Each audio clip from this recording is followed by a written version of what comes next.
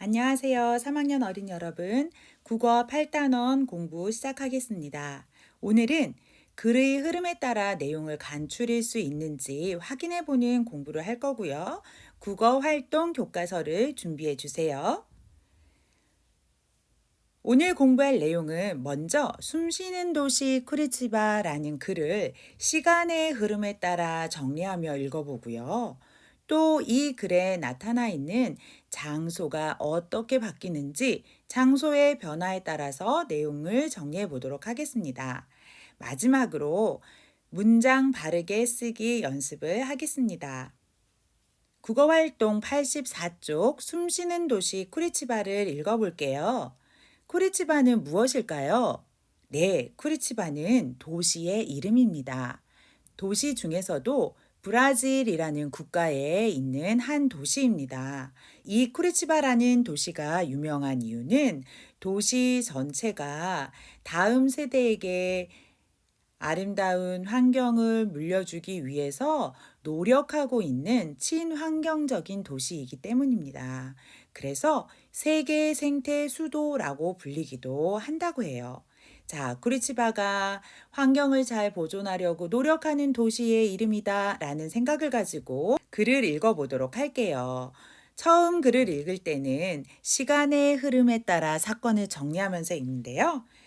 자, 이 그림을 보면 아빠와 어린이가 자전거를 타고 어딘가를 가고 있는 장면을 상상할 수 있겠죠? 자, 이 두 주인공은 어느 곳을 찾아가고 있는지 한번 읽어보도록 하겠습니다. 화면을 멈추고 95쪽까지 이야기를 읽어볼게요.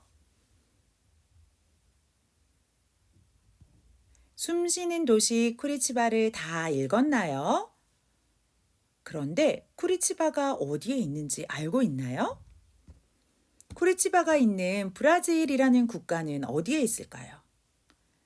쿠리치바는 브라질의 어디쯤에 있는 도시일까요? 쿠리치바의 유명한 이구아수 강과 이구아수 폭포는 또 어디에 있을까요? 구글 지도 사이트에 들어가서 함께 검색을 해 보겠습니다. 자, 여기는 대한민국인데요. 쿠리치바가 속해 있는 국가 브라질을 검색해 보도록 하겠습니다. 네, 이렇게 브라질이라는 국가가 지도에 나타났어요. 자, 이 브라질에서 우리나라까지는 얼마나 멀까요? 자, 한번 확인해 보도록 하겠습니다. 브라질이라는 국가에서 대한민국까지는 얼마나 멀리 있을까요? 네, 대한민국은 여기에 있고 브라질은 이쪽에 있어요. 그리고 가운데에는 아주 큰 바다가 있죠. 이 바다의 이름은 태평양입니다. 북쪽에 있는 곳은 북태평양, 남쪽에 있는 것은 남태평양이에요. 대한민국에서 비행기를 타고 브라질에 간다면 쭉 아마 비행기 항로가 이렇게 되지 않을까 생각을 해보게 됩니다. 이걸 지구본의 모습으로 찾아보면 이렇습니다. 자, 여기 브라질이라는 국가가 있어요. 태평양을 건너야지만 대한민국이 나타납니다. 조금 더 확대를 해본다면 대한민국에서 브라질로 가기 위해서는 아주 넓은 바다인 태평양을 지나서 찾아갈 수 있다는 거예요. 브라질은 면적이 아주 넓지요. 자, 그러면 브라질 중에서도 쿠리치바는 어디에 있는지 찾아볼게요. 자, 쿠리치바라는 도시가 나타나 있습니다. 조금 크게 나타났으니까 브라질 전체 지도에서 어디쯤에 위치해 있는지 보도록 하겠습니다. 브라질은 남아메리카 대륙에 있는 아주 넓은 국가인데요. 쿠리티바는 브라질의 남쪽 해안가에 자리 잡은 도시입니다. 그리고 이 쿠리치바에서 굉장히 유명한 것이 우리가 이과수 폭포라고 하는 이구아수 폭포가 있어요. 자, 이구아수 폭포는 쿠리치바에서 어느 정도 거리에 있는지 다시 한번 확인해 볼게요. 자, 이렇게 지도를 축소하니까 여기 쿠리치바에서 좀 더 내륙으로 들어간 곳에 이구아수 강 안에 있는 폭포의 모습입니다. 우리가 이렇게 구글 지도로 검색하면 이구아수 폭포의 모습도 사진으로 볼 수 있는데요. 이렇게 확인을 해보면 이구아수 폭포의 멋진 장관들을 볼 수 있답니다. 어떤가요? 네, 정말 신기한 폭포의 모습이죠. 자, 우리 이렇게 이구아수 폭포 사진까지 잘 찾아봤어요. 이구아수 폭포, 쿠리치바, 브라질까지 지도에서 찾아보고 우리나라에서 얼마나 먼지 이렇게 구글 지도를 통해서 찾아보았습니다. 여러분도 구글 지도 검색을 해서 가고 싶은 곳, 궁금한 곳 찾아보면 좋겠죠? 함께 낯선 지명과 그곳이 어디에 있는지 위치를 찾아보았으니까 이번에는 좀 어려운 낱말들을 찾아볼게요. 숨쉬는 도시 쿠리치바를 읽으면서 뜻을 짐작할 수는 있지만 정확하게 무슨 뜻인지 모르겠는 낱말들이 있었나요? 먼저 잘 모르겠는 낱말들을 찾아보세요. 어려운 낱말을 다 찾았나요? 선생님은 이런 낱말을 찾아봤어요. 이튿날, 보행자, 선율, 향연, 자원봉사자, 전차, 폐전차, 좌우명, 청사. 자, 이런 말들을 어디에서 찾아볼 수가 있나요? 네, 국어 사전에서 찾을 수 있습니다. 인터넷 국어 사전에 들어가서 자, 이튿날 할 때 디귿받침 잊지 마시고요. 이튿날은 그날의 바로 다음 날을 말하는 거예요. 이튿날 아침이라고 한 것은 쿠리치바에 도착하고 그 다음 날 아침이라는 뜻이겠죠. 자, 그 다음 보행자는 무슨 뜻일까요?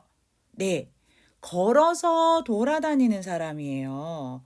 그러면 자동차나 비행기를 타고 다니는 사람은 탑승자라고 하지요.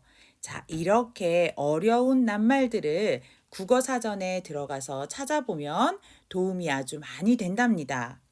선율은 무엇이냐면 음악에서 멜로디와 리듬, 가락과 장단이 어울려서 내는 것을 선율이라고 하고요. 향연은 큰 잔치를 말합니다. 자원봉사자는 나의 이익이 아니라 우리 사회와 다른 사람들을 위해서 대가 없이 일을 하는 사람들을 말해요.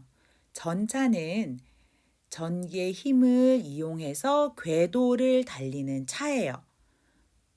전기차처럼 아무 도로나 다니는 것이 아니라 궤도, 즉 철로 같은 게 있어서 그 위로만 다니는 걸 전차라고 합니다. 지하철도 전차의 한 종류라고 할 수 있고요. 폐전차는 무엇일까요?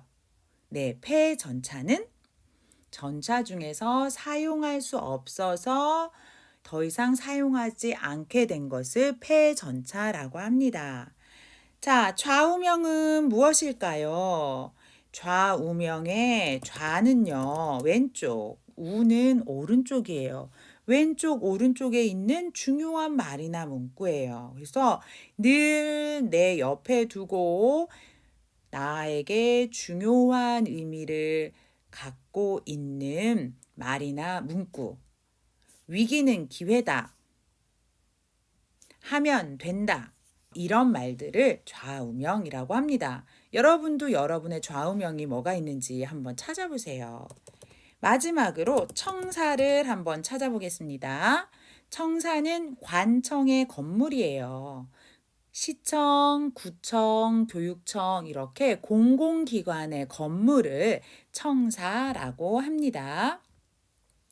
자, 어려운 낱말도 찾아봤으니까요. 우리 이제 숨쉬는 도시 쿠리치바를 다시 한번 읽어볼게요.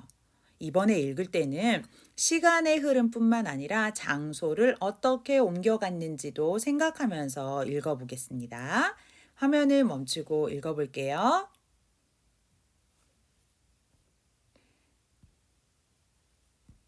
자, 꿈꾸는 도시 쿠리치바를 잘 읽었나요? 그러면 96쪽으로 넘어가서 보기를 읽어보고 내용이 맞지 않는 것은 무엇인지 한번 찾아보도록 하겠습니다. 자, 보기 1번이에요. 영국의 밀턴 키스라는 곳에 있는 도시가 쿠리치바인가요? 네, 아니죠. 쿠리치바는 브라질에 있는 도시라고 배웠습니다. 2번, 꽃의 거리에는 폐 전차를 타가소로 재활용한 곳이 있나요? 네. 전차가 쓸모가 없어졌다고 버리는 것이 아니라 다른 공간으로 재탄생시킨 곳이 있는데 그곳을 타가소로 활용하고 있었어요. 세 번째, 쿠리치바는 오래된 건물을 부수고 아름답고 쓸모 있는 건물들로 다시 짓나요? 아니지요. 쿠리치바는 오래된 건물과 새 건물이 조화로운 도시의 모습을 보여준다고 그랬어요. 쿠리치바 사람들은 도시 자체를 예술 작품이라고 생각하는 거 맞나요?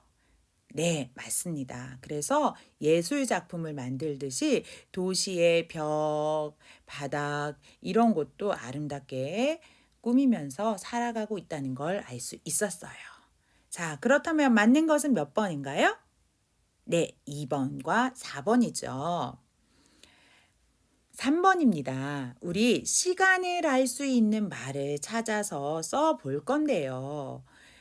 우리가 읽은 쿠리치바 이야기의 한 부분은 하루 동안 있었던 일이에요. 거기에서 시간을 나타내는 말을 찾아보고요.